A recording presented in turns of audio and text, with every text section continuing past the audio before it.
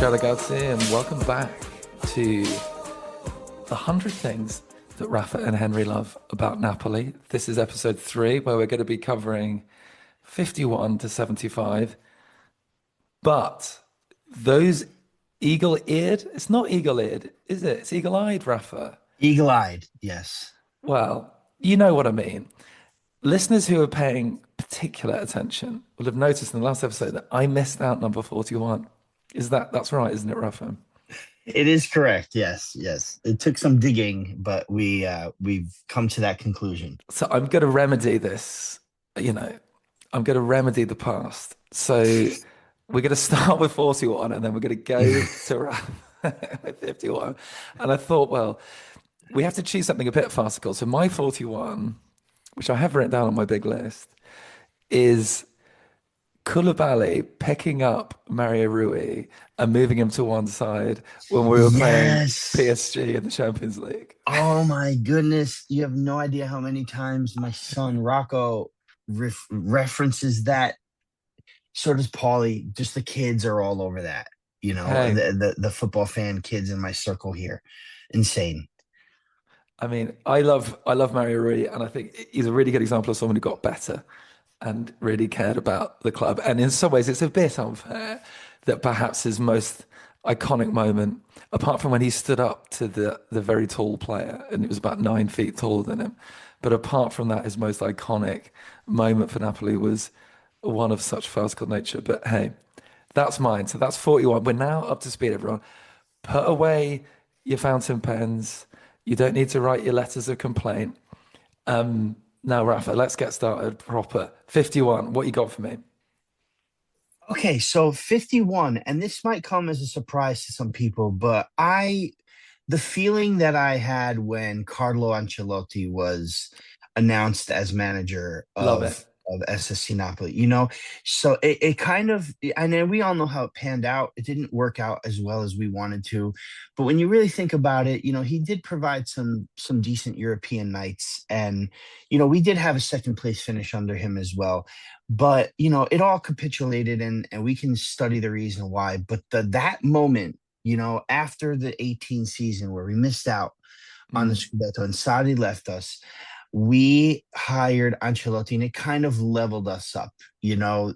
I was under the impression that it was going to start opening doors to signing all kinds of, talent like Benzema, which was highly I rumored. remember And that. Yeah, we yeah, thought we were going to yeah, get Benzema. yeah. And, it never happened. But you know what? Just having him on the bench with his credentials and his, CV was something special. It gave us a little hope for the next season. Especially since we missed out so like dramatically and so, painfully. That's a great choice, Rafa. I remember just seeing him on our bench in that first game was incredible. Because I'm a huge fan. I know we shouldn't, but that Roma team that won the Scudetto in the 80s, that was a proper Absolutely. team. Absolutely. Absolutely. And he was on the Milan teams, and Mm. he managed he One of the greatest managers of all time, you he's know. a winner no matter what, Okay, so and watching I'm gonna add to this, Rafa. go So ahead, you go. Yeah. I had written down Ancelotti's double pivot of Zilu and Elmas. Can you remember that game? Yes. Yes. Which is a silly one, I know, but No, it's brilliant because we though. were so open. He was basically playing 4-2-4 with a double pivot of Zilu and Elmas, which is the most ridiculous thing I've ever seen. And I remember that was the moment I was like, oh, this isn't working out. But I love the fact that we could get a coach like him to try something like that. You know what Mhm. I mean? And like, I don't know, there was just something. I love both those players, by the way, and it was just a completely ridiculous moment that really stayed with me. So there we go. It The well, sublime and the ridiculous in yeah, two things. exactly, and it also kind of outlines what would come later in how Elmas was just such a multi-tool player. Yeah. You can put him anywhere after, his first couple of years with Napoli, and you can put him anywhere and he can work out. It works out. He was the jolly of the team for such a long time. So nice. Okay, so we are on track. 53, Rafa Rispo.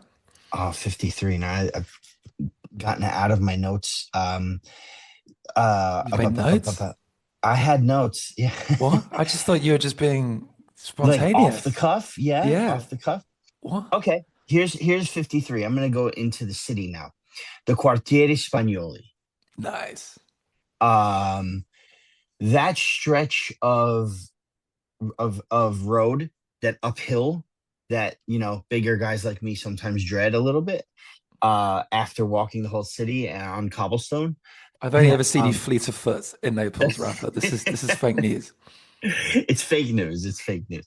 No, when I'm in Naples, there's an extra step. But the Quartiere Spagnoli, and particularly the Murales Maradona that's there, um, just an aura. It's become sort of a tourist trap, and I know that they've kind of redone a few things there since, but um, the the fact that you can go there and buy little street merchandise and eat food on the way up, and just the whole walk up and back is just really special. And I ran into a fan. Maybe I'll wait on that for Okay. another number. But I the think it's a Quartiere great choice. Spagnoli, yeah, in itself, yeah, And the it's been aura of it. amazing how much it's evolved actually since we've been Napoli fans as well, because it was pretty much a no-go area for outsiders, and now it's this center of Napoli tourism, which is really interesting. It tells the story of the city story as well. Sure. Gonna be getting all intellectual. Right, I'm going to go back to the 1990s now, Oh, and it's Fabio Cannavaro against Parma, which was on. yes. So I have a memory of this because Italian football was free to air on Channel 4 in England when I was a kid. That's how I've really become a fan of Italian football. And I remember watching that game, and he was brilliant. And I think he was only 19. And it was a good Parma team. Obviously, it was the 90s. So it was like Spria, I think, and, you know, all those. It wasn't quite Crespo and that, but it was the And then Crespo, vintage yeah, before. So yeah, I yeah. think it was would have been Zola. Yeah, Zola would have been probably been playing for them as well. But he was just brilliant. And I remember the commentary team, Ray Wilkins, remember him, the English midfielder, actually played in Italy. And they were just talking about him like he was this next big thing. And then he got injured, obviously, because it's Cannavaro. I think after about 40 minutes or something, and then he came off. But I just remember that fleeting glimpse of this new player. I don't think it was his debut, but it was very early on in his career. And he obviously didn't play that much for Napoli, but he did play for a couple of seasons, which we sort of forget. And he was great. I just love him as a defender. I'd loved him in the 2006 World Cup, obviously, and the fact that there's a Napoli-born World Cup winner is great for me. So that's my one, which is number 50. What number was that, Rafa? That would have been 52, 53, 54. So you're now going to give me 55. I'm gonna take 55, and for me, 55, I'm gonna keep in the same era, actually. And I'm gonna go ahead and say Gianfranco Zola. Gianfranco Yes. Zola was the next Maradona, right? The endorsed heir to the throne, the endorsed by Diego himself. He was such a special striker. I mean, he was the guy. He was the guy who, or forward. He was the guy who was supposed to lead us into the next regime, I guess. Yeah.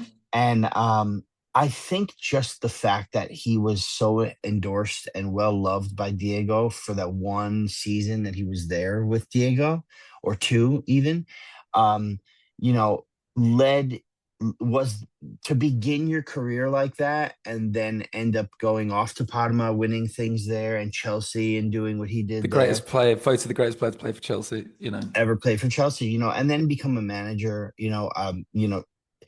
I don't know. I still feel like Cannavaro, guys like Cannavaro and Zola are Napoli legends, even though they had their stint there was so short. It was the beginning of their magical, illustrious career. And Zola played And an important part in that second Scudetto he did. season as You're well. right. He did. He scored some important goals. Yeah. He did contribute. Just the way that he was groomed to be the next number 10. Yeah, exactly. And I'm currently sat in the region of the world where he was born. That's He's right, you from are. Sardinia, That's of right. course. Great. So 56 is slightly less. Adam Unas being the pre-season Pele.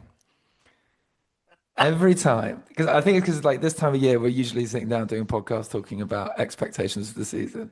And Oh my every God. single preseason, Adam Unas would just look like completely unbeatable player. And I'd always be like, oh, maybe this is the year that Adam Unas. And he always saved his best for preseason. And I don't know, I think about it quite a lot. I wonder where he is now. What's he doing? But basically, he should play in a league because not all leagues are like September to May, are they? Or August to Right, May. right. So he should play in a league that just plays in the summer, like in Scandinavia or somewhere, and he'd be Yeah, an absolute world beater. So that's I my agree. 50s. I don't, you know, who'd have thought in the 100 things he'd make it? But he really did make me very happy in during the high summer months. Anyway, 57. Match that, Rafa. I'm gonna go 57. I'm gonna go with Kvara's debut at Napoli. Beautiful. Um, and not just Kvara, in season one, and as a whole. I'm gonna pinpoint particularly the debut, the first game of that season, and him scoring the goal, and I believe he had an assist in that game as well. Yeah. It may even have been two goals. I don't remember exactly, but he was pretty. It was very exciting.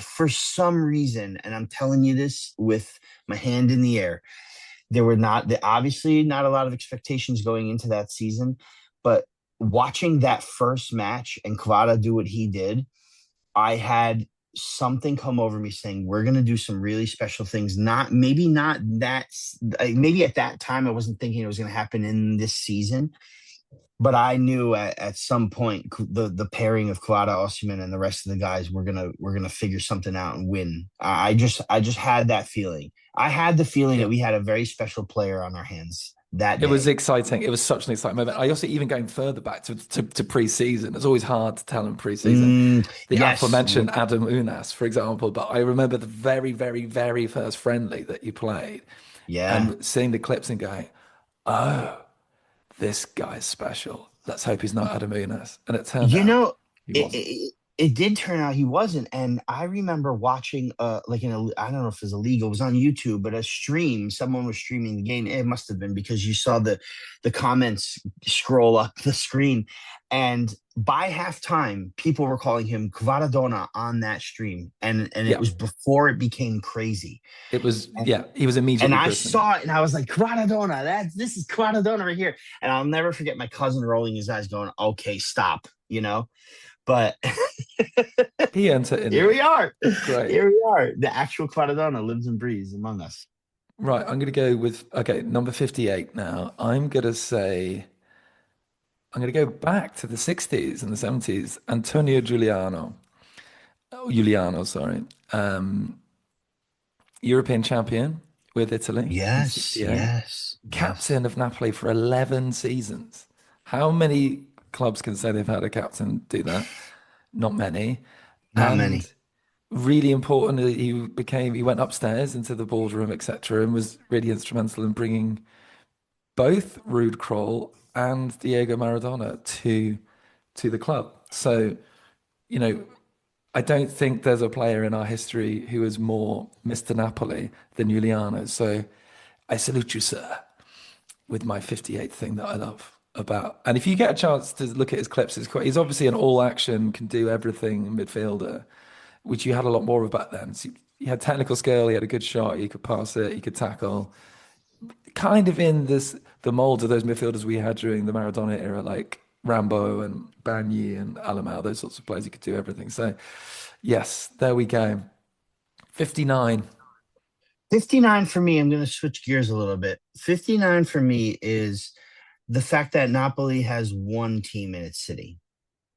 Um, Mm, not a lot of not a lot of cities in Italy can really say that, especially big clubs, you know.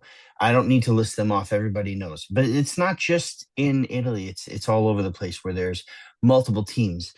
And there are multiple teams around the area, the surrounding area of Naples, Jugoslavia, the Campania teams. But Napoli itself identifies itself with one team, one badge, one color. There's nothing else. And Yes. it's just sort of like a character trait of the team that resent the city and the team don't really kind of separate each other from each other. It's very much similar. Yeah, and if you think of other one club towns, Newcastle in England or Marseille in France, there's something there's something Especially about about the those fans. Yeah, the yeah. intensity of that experience. And yeah, I Especially agree. Marseille for sure. Yeah, And I love how you can just walk around Naples with a football shirt on and not worry. You know what I mean? Like I live in exactly. Glasgow, so actually the choice of shirt can Uh-huh. really mean something, So Yes, sir. I think that does help. Um, what am I gonna go for '60, I believe. number 60? Yeah. Yes, I'm sir. gonna go with um the 2016-17 away strip. So I wanted there to be a kit, and it's the white one with the blue sash down it. And I think you've seen me wear it quite a lot, Rafa, I on have. recordings or It's in it's a Naples. it's a Henry Bell staple. When I see that kid, I think Henry Bell is what I Oh, think. thanks, man. But I People think it's ask a me, who do you think of when you see this jersey? you don't think of Hamsik and Mertens, you think of me. But I think it was a really special season. Like I think we scored more goals than we've ever scored before. You had Hamsik, Mertens, Callahan, and Insigne all Insigne, score over 10 double goals. digits. Yeah. Yeah. And they all, I think everybody reached 20 goals and assists, which is insane if you think about it. For me, that was the best that Sarri Ball ever got in terms of just the aesthetics of football. I know we had the Scudetto run after that, but it's just a beautiful kit. It looks wonderful. And it just, that was really the season that I leaned back into Napoli in a really heavy way since a sort of break. I think that was the season I joined Twitter as well and all that kind of stuff. So it was like, symbolic, but also just a very aesthetically pleasing kit. So that is me.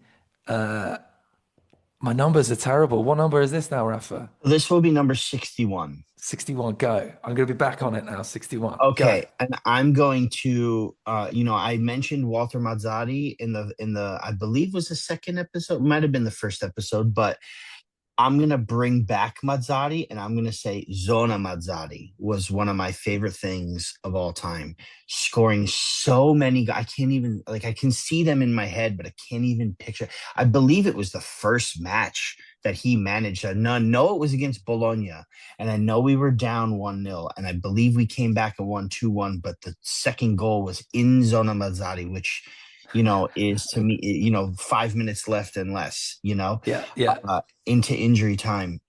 Countless goals in Zona Mazzari pulled us out of And the trouble. drama it created, I think a lot of the affection of that team, like old fellas like us, born in 1983, reminiscing, it really added to the really strong affection that we still have for that team was that they were just so clutch, right? Yeah, yeah, and that season we were dead to rights. A quarter through the season, we got rid of Donadoni, we brought Mazzari in, and Mm, from there on, it was just a one goal in particular that stands out. Maybe I'll save that for another nice. number. I'll do Maybe that, I'll but get there there. is one that stands. Yeah, maybe you'll beat me to it. Yeah, exactly. Okay, nice. 62. I see. I'm back. You're back. Um, I've got quite a lot of individual Maradona goals on my list, Okay, and I feel now's a good time to celebrate some I think so. specifics. Let's do that. Um, I'm going for arguably Maradona's first great goal because it features Daniel Bertoni, who I think is the Mm. underrated guy. So he was the other Argentinian. It's his Argentinian, right? Maradona's first season, and he set up a lot of Maradona's goals, and it's against Lazio, so it's always nice to score a good goal against Lazio. And I know there's exactly which one you're talking about. And so there's this little sort of chipped up pass, and Maradona chests it down and then gets past the defender. And then it's this kind of weird, like no backlift, sort of dainty, almost low finish into the far post. And it's just pure class, isn't it? It's just like it's the kind of goal that only a great player can score in terms of close control, in terms of vision, and it's a really beautiful assist from Bertoni. And I think that he's a really important part of our history, and we sort of forget about him too much. Yeah. The Anyway, the I'll go for number 60. What three, number are we on? 63. 63. God, it's harder 63. than you'd seen, It is everyone. very hard. Counter. I know I have even numbers. I mean odd Yes. numbers, excuse me. I have odd numbers, so you But you have had even even. numbers last time, so it's I did, confusing. so it's confusing. So okay, so 63. 63 Go. for me, and I'll give you another Maradona goal. Might have been from the same game, might not have been. Details are sketchy, but the one where he completely just sort of like lobbed the ball from the touch line, Yeah. From um where it should be like a throw in. Yeah, yeah. yeah, exactly. The goal he scored, I remember specifically him coming out in the press later and saying that, I just saw the keeper out of his line and I figured, let me go for it. It wasn't a mistaken cross. It wasn't you know, one of those freaky plays. He said point blank, I saw the keeper out of his line. I thought, let me go for it. He went for it. Keeper ended up, tangled in the net, It's a comes out. beautiful net tangle, isn't Who it? was the keeper? Was the keeper Zenga? I don't Did he know. play? We'll have to fact check that because it was against Lazio, I believe. He scored a But couple like that. He scored one like that against Verona as well. it might have been Verona. I don't remember. I don't remember who the keeper was. Whoever the keeper was, I just It have looked some like a for some silly reason. I have sausage at the Zenga. end of it. He comes out and he just looks at his defender, goes, like kind of shrugs his shoulders, puts his hands up, as if saying, Oh, that one. Yes, "Well, that what are was. you gonna Yeah, do?" yeah. Yeah, yeah. It's like the keep defender looks at him, going, "What happened there?" And he's like, "What do you want from me? Like, give off fare met, like, what do you Love it. want from me? I can't do anything about this." Diego was just the most special with a ball at his feet. Well, we could have 100 Maradona things, couldn't we? If Sure, we if if can. we're honest. We can. 64, another goal, a guy we haven't mentioned yet, Victor Osimhen.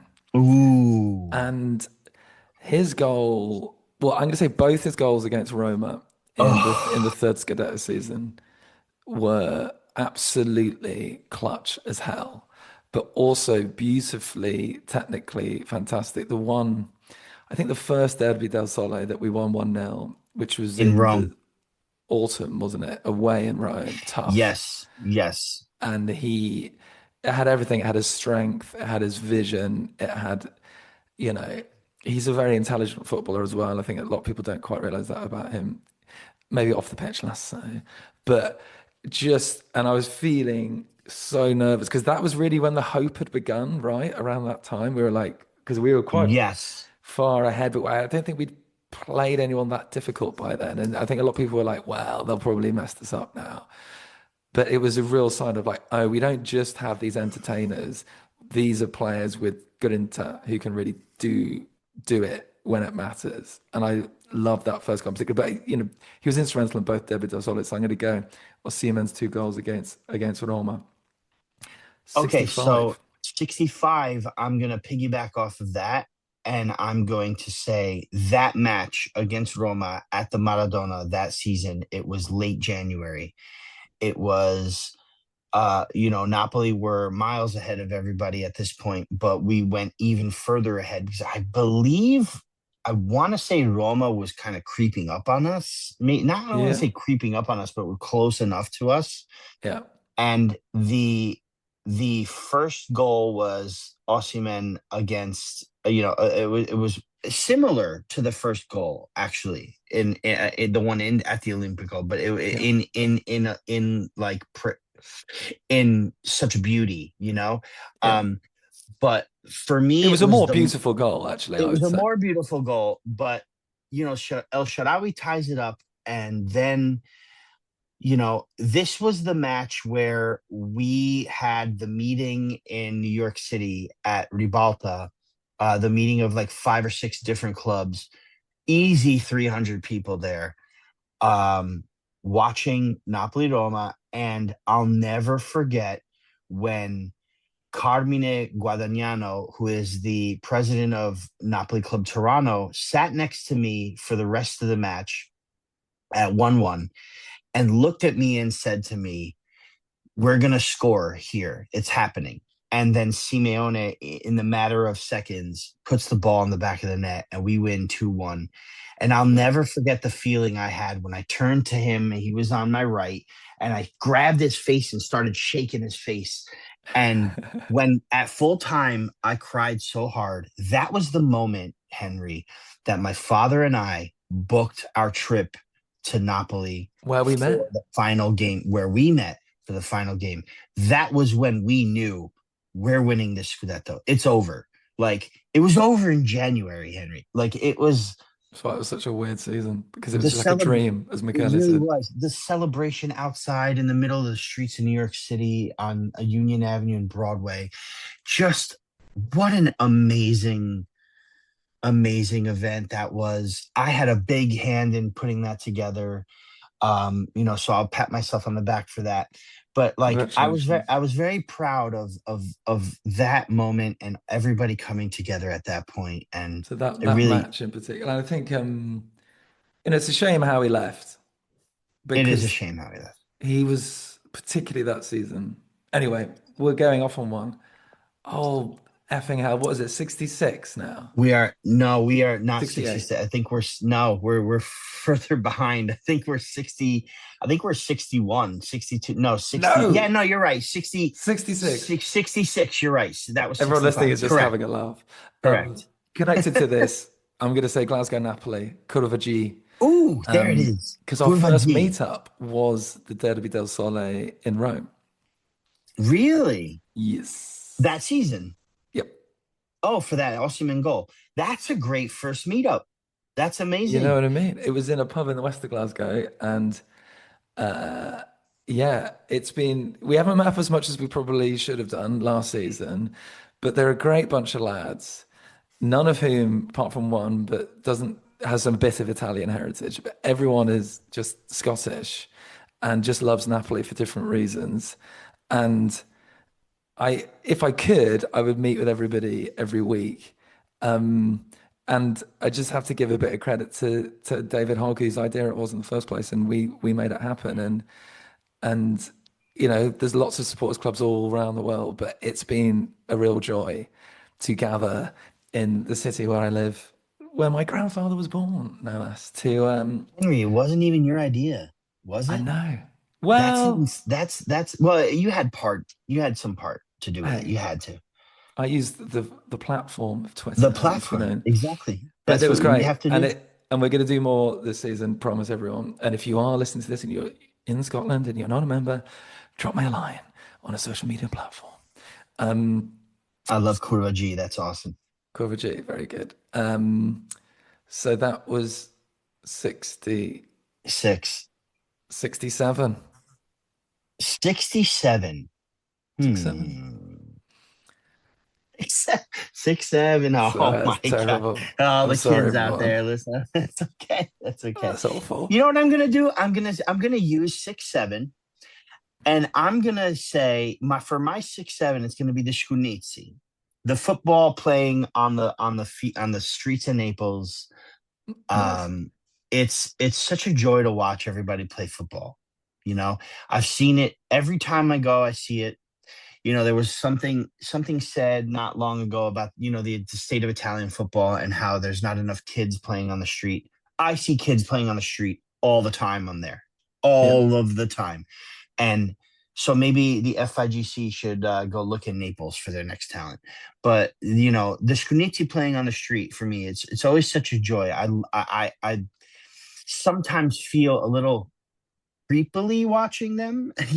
Like if I'm watching kids play in the United States, it might be perceived as a different, in a different It's just a light. joy that people just having a It's good time. so It's much fine. fun. It's so much fun. So I shout agree. out 6, 7 is the Skunitz. Love it. Okay. Say sette. I do that a lot to my kids. Say sette. Love it. Look at us down with the kids. A Oh, we are. 2-year-old youth thing. I mean, we're and kids we're at heart. You know, catching you up. you you called us 1983s. You know, that's Yeah, code for old farts. You know, all for us. but we're kids at heart still. I feel. Yes, 68. Talking about being kids at heart, the lion mask unveiling is my 68. De Laurentiis's finest or perhaps least fine hour. Oh, brought in a fine Who player though. I mean, who were you expecting him to unmask, you know, roughly? I don't even remember. I don't even remember, Because he honestly, really because it's sold it. so I associated. remember it. Yeah, he did. It's so associated with Gulkin Inler right now. So like I Yeah. just don't know who I thought it was. Do you have an idea? I can't. I just it was a while ago now, but I remember it was trailed, wasn't it? Like this big surprise, and Oh yeah. probably thinking it was someone like a superstar, and then it's in It's who just Inler from had a good Udinese, you know? he had a good career with Napoli, Oh, but sure, he did.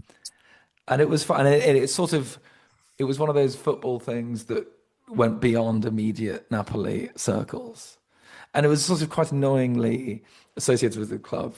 For when people were sort of trying to give ADL a hard time, they would reach to it. But I thought it was hilarious, and it has stayed with me, and that's why it is in my 100 things I love. 69, Rafa. So I get 69, huh? So Yeah. so 69, I'm gonna associate that with joy, right? All With right. with with Not with with pulling a muscle. no, not with pulling a muscle, but maybe pulling a muscle from celebrating. And Okay. I'm gonna outline some of the big comebacks in against the bigger, richer clubs in Okay. in our time. One in particular is the Milan match at the Maradona, which was the San Paulo at the time, and it was inside that first Mazzari. This was actually the goal that I was thinking of Oh, when, nice. Yeah, yeah. yeah, the German Dennis header from the corner kick with seemingly no time left to make it 2-2. We were down 2-0 in the 88th, 89th minute. Looked really gloom. I think we got scored on in the first 2 minutes, and it was 2-0 all game. I think Pato was one of the goal scorers. And then Yeah. us just pulling something out of nowhere. And I'll never forget where I was for that. I was at chemotherapy with my mother, who had just recently been diagnosed for breast cancer. Oh, She mate. pulled through, obviously, she pulled through and she made it out. She's like 15 or so years, however long it was ago, That's great news. in remission. But that's where I was listening to the game on the radio, streaming on my phone. Was it Kiss Kiss? It was Kiss Kiss, yes, yes, Carmine Martino. Yep. With his very famous goal, goal, goal, goal, goal, goal, goal, goal, goal, goal, Yeah. goal, goal, goal, goal, goal. Dennis, Beautiful. Dennis. Oh, I have goosebumps thinking about it Yeah, you've because just that was given one me of my Prividito. brevidi, all what's the term? Godo, godur, go che goduria, Love just it. that's my 69. Number 70. Uh, oh, I'm gonna go. How do I follow that? I'm gonna go with this is when you fly in to Naples Mm, and you start to descend.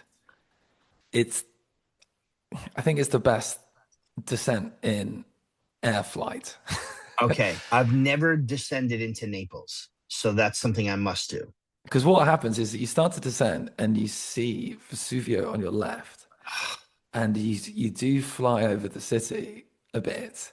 And I always remember the first time I was going to Procida, and it was just so magic. The Yeah, Vesuvio, and you see that blue sky you talked about in the last episode, and you can start to see the sea, and then you get over the city, and it's pretty special, I have to say. So, and every time I do it, it gives me goosebumps every time. And I've done it a few times now, but it is a glorious descent. So that's my number 70. I'll have to do that because I've always taken the train in from landing in Roma, and Yeah. I think that's next on my bucket list is to descend into Naples, Come visit because us in Scotland, and we then you will, can we fly will, from there. we will.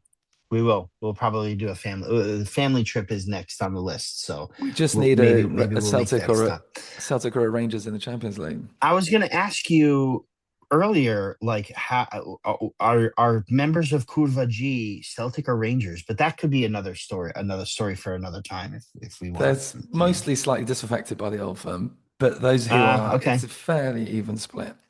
okay, okay. Uh, what's your 71? 71. Oh man, merde. I've been waiting for this.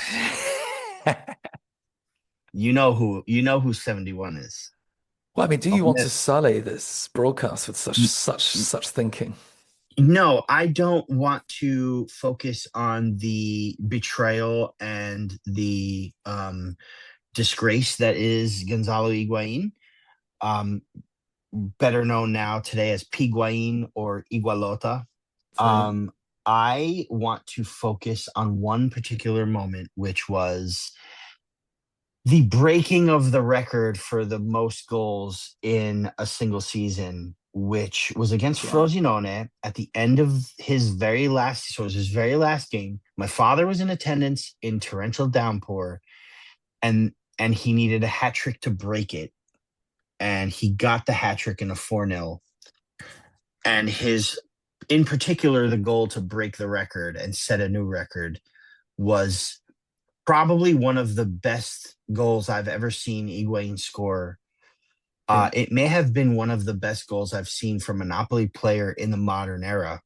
Mm. Um, just the long ball from outside the box after receiving it from I forget who, but he chests it down and just Euro goals it, golazzo Yeah. in the torrential downpour too. So like it really made me so happy that we were able to be the ones to break that record. It's since been tied by Immobile and Ronaldo, Yeah. respectively. But him going into the I want to say it was Copa America that season, and then just never coming back. Like, I thought he was going to be with us forever. It was I similar think to everybody Cavani. did. I think It everyone was was similar to burnt. Cavani. Yeah, to where I look back now and I say, if they just stayed one more season, we may have won a Scudetto. You know what I mean? Yeah. With those two individuals. Things happened the way they did, but that moment to me really stands out. So I choose to celebrate All Mehmed by not focusing on his negativity because we're a very positive crew here, Indeed. focusing on what he achieved with the blue on at the Maradona 72. I'm going for when Marek Hamsik broke the all-time goal record. for Napoli. Yeah, and because it took ages, didn't it? Like I remember, I think it was in the early days. I think we had a website or something, and I was doing match reports, and I think Yes. it was against Sampdoria. I think it was. I'm trying to remember. I remember the goal very precisely, and I think he hadn't scored. It was actually not a particularly good season for Hamsik, was it? He didn't, but it was just. I love him. I love his weirdness. I love Yeah. I love how he plays the game, and it just felt so appropriate that he was the all-time goal scorer. I know Chiro went on to break it shortly afterwards, but Hamsik, in a weird way, because I think Chiro will always be in the hearts of Neapolitans, but there's a bit of me that slightly wishes it just carries on being Hamsik because I don't think he'll get forgotten, but already I think legacy wise, people talk a lot more about Ciro than they do about Hamsik. And I think it's a bit of a Mm. shame. I mean, because I love them both equally. But yeah, that moment he broke that record just felt great. And it felt really good to be a Napoli fan at a time when records were being broken as well. And when I started, that definitely wasn't on the cards. So yeah, that's my 72. What's your 73? My 73 is um Dries Mertens' goal against Barcelona in the Champions League just before everything got shut down for COVID. And I mean right before. Was that the edge of the Uh penalty area? that was the edge of the penalty area Yes. I remember that. where he and I believe it was 1-0. Yeah, we made it 1-0. And again, the we had just come out of the mutiny, from Ancelotti. It was Gattuso that was our manager. It was pretty doom and gloom at that point. Um, but there was a moment in time where I thought, something, we may beat this Barcelona side. Um, and we played so well in that first leg and then had to wait all of those months later, for the second leg. And just the hope, all those months saying, when we get back to these things, Yeah. when we get back to normal life, we have a second leg to play against Barcelona, and watch, we're going to kill them. And we ended up losing. But for that stretch, that period of time where our future at the Champions League was in limbo, um, that was something that I remember fondly. And Yeah, it was yeah, I beautiful. mean, And yeah, it kept us beautiful. going in many ways. And it Yeah, was also for a sure. wonderful goal. So there we go. For sure. Hamsik For and sure. Chiedo celebrated back to back. Yeah. 74, my last one of this episode. I'm going to go, I'm going to talk about Scotland. Billy Gilmore having a Mm. statue of Maradona in his garden. Because that is a sentence I never thought I'd say out loud a few years ago. You know what I mean? Like what's Yeah, that's happened? true.